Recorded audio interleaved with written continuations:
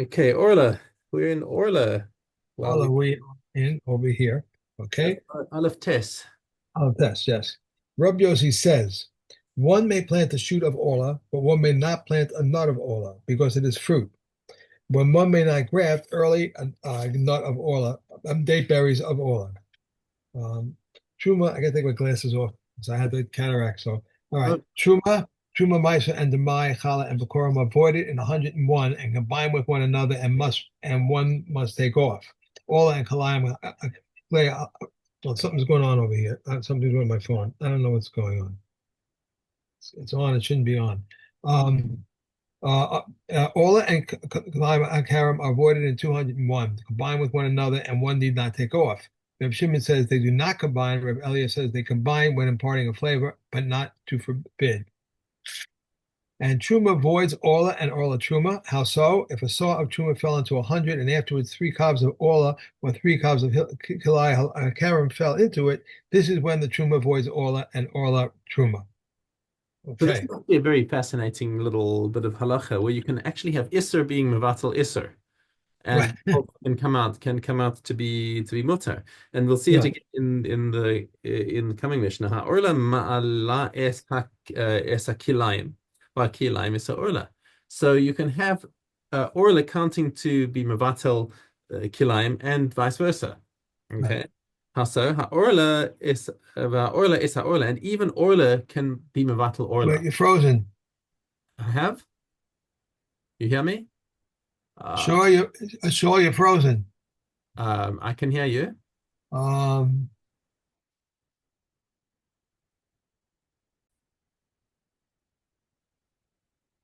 to now. Okay, so Orla can be Mevatel Kilayim can be Mevatel Orla, and Orla can even be Mevatel Orla. How so? Se'ah Orla, Nafla Lemasayim. So you had one Se'ah fell into 200. So okay, you had one fell into 200, it's Batel. Okay. V'achar kach Nafla Se'ah Va'od Orla. Okay, so now um a further batch of Orla fell in, or Se'ah Va'od Shel Kilaya Kerim. Or Kilaya Kerem fell in as well. So now a Sa'ah and a little bit. In other words, a 1/200th of a Sa'ah fell in, which Great. if it had fallen into the original batch, it would have been Asr because it's more than 1 in 200. Gotcha. But now because you've added in the extra volume from the previous Isra, that was Mevutal. It was nullified. Okay. Um, so you can have Isser being Mevatel Isser. It's the most mind-blowing thing. And even now, we often say that we have Choser v'Ner. So, for example, if one 200th fell in, and then another 1/200th fell in, you'd say, okay, so that's two 200ths, which is now not batel. But that's only when there wasn't a yediyah in between. A person's knowledge changes the halacha. So as soon as it fell in, and he knew it happened, immediately it's batel, and you don't have what's choser ner. It doesn't come back and wake up once you already know that this entire mixture is heter, then even if more iser falls in, that it doesn't combine with the original iser, it's judged by itself. So, Okay, and even the previous iser now is counted on the pan of the heter. So it's quite an amazing chiddush over there. Okay. כל המחמץ והמטבל והמדמע בתשומה ובאורלה וכליה כרם אסר. So anything where it is mechametz, it causes fermentation, right? So now we're no longer dealing with the normal proportions, because we're dealing with something that has a recognizable effect, even in less than 1 in 200. So if it says mechametz, that's chimotz or tibul. I mean, how much salt do you put into food? But it makes a right. huge difference. So if you Right. have, so it's very difficult to have salt that's aser, but let's say you have spices like chili. Okay, you have chili you can taste in a Right. very large amount, and let's say the chili was kilaya kerem or something like that. That's if you can if you it's not enough to say 1 in 200 because you can taste it. V'hamedamea and v'hametabel v'hamedamea. Now, medamea is actually one of the terms that everyone, well, Kati says that it's very difficult to understand what we're talking about with medamea, in terms of causing um, uh, causing truma, causing chulin to become a mixture of chulin and truma. Um, okay, but basically, truma over orla over kilaya kerem. So I think the way we're looking at it is that we're talking about when you're talking about some sort of mixture of isser and heter. Um, Okay. so we don't what it's just saying is like whether it's with Isser or whether it's with Truma. Um, the point being that if it is Mechametz or if it's Metabel, that changes your proportions from your normal standard 1 in 60, 1 in 100, 1 in 200, whatever your standards are. Uvekilai Kerem Aser. Okay, Ubeis Shammai Omrim Af Metame. Says Beis Shammai, you know what? We're going to take this even further. We normally say that you need a kibetza to transmit tuma in food. Right. But if you're talking about a spice or you're talking about a chimutz, something that's going to cause fermentation, then even that will even transmit food tuma. You can, and the halacha is going to follow Beis Hillel, and as a matter of fact, the next Mishnah is going to tell us something really remarkable about this halacha. Dostai Ishkvar Yasma. So here's our source of Masorah is from Dostai, who comes with Haya Mitalmidei Beis Shammai. He was from Beis Shammai. The Yeah. Amar Shamati Mishamai Hazaken. He said, I spoke to Shammai, the original Shammai of Beis Shammai. Okay, She'amar Leolam Enu Matame Ad Sheyehei Bo Kabetza. So here Shammai himself disagrees with his own Talmidim. Had one way of looking at it, and he says my Masorah from directly from the horse's mouth from Shammai is that there's no such thing as transmitting tumah with less than the kabetza, even for spices. The same sentence in both missions. Yes, Mishnayos. right. That's right. Hey is a follow-on from Dalid, but it's an edus from Dostai to say that forget about what Beis Shammai is saying. Even Shammai himself didn't hold like this. Okay. Okay, back to Chala Gimel Tes. Okay. Give me 1 second. Let's put this over here. Okay. Bookmark here. Yeah, Chala. Okay. Gimel test. Likewise, if gathered olives became mixed up with nuka olives, gathered grapes, or Galena's grapes, if he can provide from elsewhere, he takes according to calculation. But if not, he takes truma and truma misa for the whole, and the rest misa and misa sheni according to the calculation. If one takes leaven from wheaten dough and puts it into a rice dough, if he has the taste of syrup, it is liable to challah. But if not, it is exempt. If so, why do they say tevel renders forbidden any quantity? Of its own kind, but of a different kind, it imparts flavor. Okay. If two women made from two calves and they touch one another, even if they are of the same kind, they are exempt. If they belong to one woman of the same kind, they are liable. Of different kinds, they are exempt. Okay. By the way, my wife was in the store and she got some rice pasta, Yeah. the soup. Yeah, so we're gonna try it Friday. Oh, good. Friday night. Hope that comes out nicely. I hope so. Okay, maestros.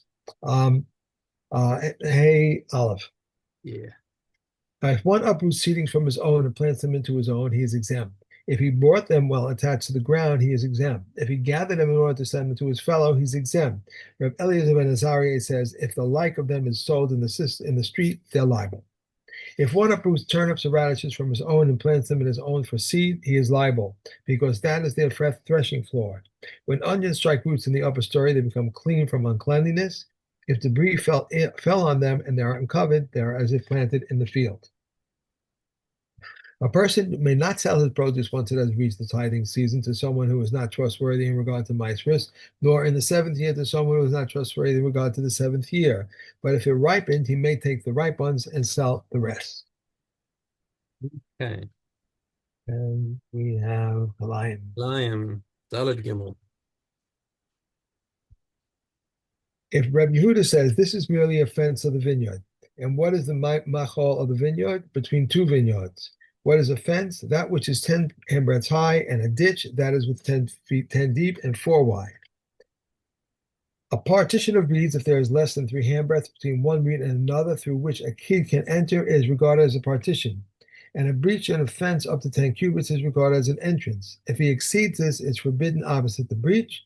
But if there are many breaches, if that which stands exceeds the breach, it's permitted. But if the breach exceeds that which stands, it's forbidden opposite the breach. And if one plants a row of 5 vines, Brei Shammai said, it is a vineyard. But Hillel said it's not a vineyard unless there are 2 rows. Therefore, if one sows within 4 cubits of a vineyard, Brei Shammai says he has read and forbidden 1 row, but Brei Hillel says he read and forbidden 2 rows. Okay, that's the Chumrah becomes the Kula and vice versa. Yeah. The Gayim. Yeah. Negayim Hey, 11. Aleph. If a Masorah brought his offering when he was poor and he became wealthy, or he brought it when wealthy and he became poor, everything follows the sin offering.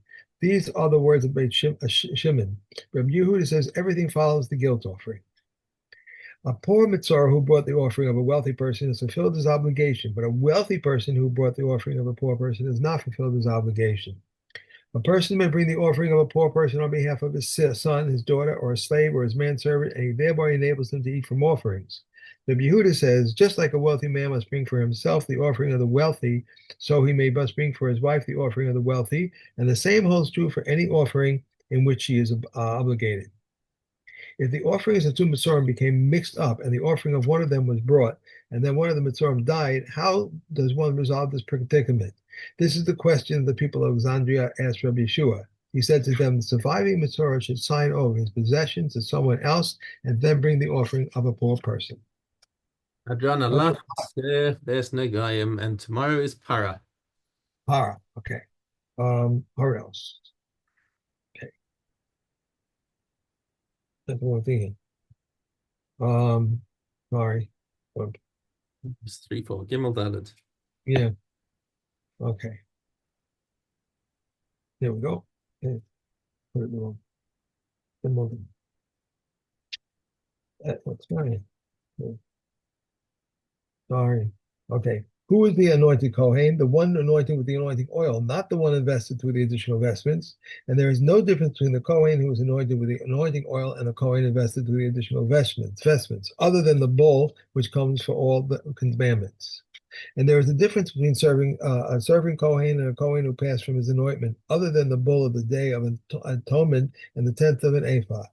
Both literally this one and that one are equal with respect to the Yom Kippur service and are commanded concerning a virgin and are forbidden to marry a widow, and they may not contract tumor from their deceased relatives, do not grow their hair, and do not rend their garments, and they bring about the return of the murderer. The Kohen Gadol rends his garments from the bottom, but an ordinary Kohen rends it from the top. The Kohen Gadol may sacrifice on an onin, but may not eat. The ordinary Kohen may neither sacrifice nor eat. Whatever is more frequent than his counterpart takes precedence over the counterpart, and whatever is more holy than his counterpart takes precedence over its counterpart. If the bull of the anointed Kohen and the bull of the assembly are both waiting, the bull of the anointed Kohen takes precedence over the bull of the assembly in all its procedures. Okay. Tomorrow we're going to finish this and start with the Zvachim. Zvachim. Para and Zvachim. Yeah. And last but not least, we have the Subos, and we have Dalad Zedayim. If he did not write a ketubah for her, a virgin collects 200 zuz and a widow 100, because it is condition established by the court. If he assigned to her in writing a field worth 100 in lieu of the 200 zuz, and he did not write to her all properties that I own as surety for your ketubah, he is nevertheless liable, since it is a condition established by the court.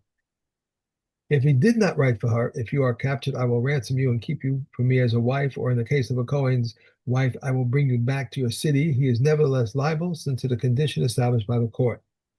If she was captured, he is obligated to ransom her, and if he said, here are her bill of divorce and a ketubah, let her ransom herself, he is not allowed to do so. If she became ill, he is liable for her healing. If he said, here are her bill of divorce and a ketubah, let her heal herself, he is allowed to do so. Okay. So we have Papara and Zvachim tomorrow. That's it. Okay, Perfect. Nice great. to Good to chat. see you back. Okay, great. Take care. Be well. Thank you.